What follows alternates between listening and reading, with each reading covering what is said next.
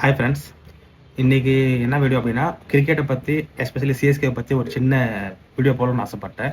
அதனால் போடுறேன். ஃபஸ்ட்டு எப்போ ஐபிஎல் ஸ்டார்ட் ஆச்சு? 2008. ஃபஸ்ட்டு மேட்ச் எப்போ? 2008 ஏப்ரல் 18 யாரு கூட? கேகேஆர் வர்சஸ் ஆர்சிபி மேட்ச் இருந்துச்சு. ஆனால் ஃபஸ்ட்டு ட்ரோபி ஐபிஎல்ல வின் பண்ணவங்க யார் அப்படின்னா ஆர்ஆர் ராஜஸ்தான் ராயல்ஸ் தான் வின் பண்ணாங்க.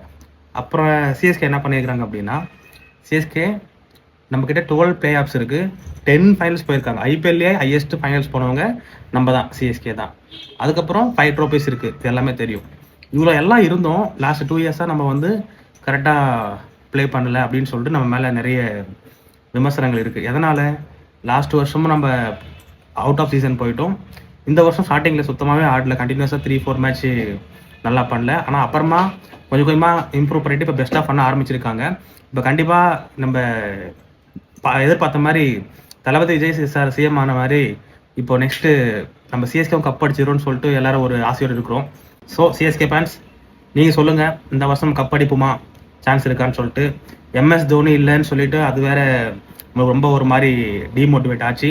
அப்புறம் அவர் இல்லைனாலும் கூட அவருக்கு பேக்கப் ஸ்க்ரீன் சப்போர்ட் பண்ணிட்டு தான் இருக்காரு அப்படின்றதும் தெரிய வருது. ஸோ கண்டிப்பாக கப் அடிக்கணும்னு ஆசைப்படுவோம்.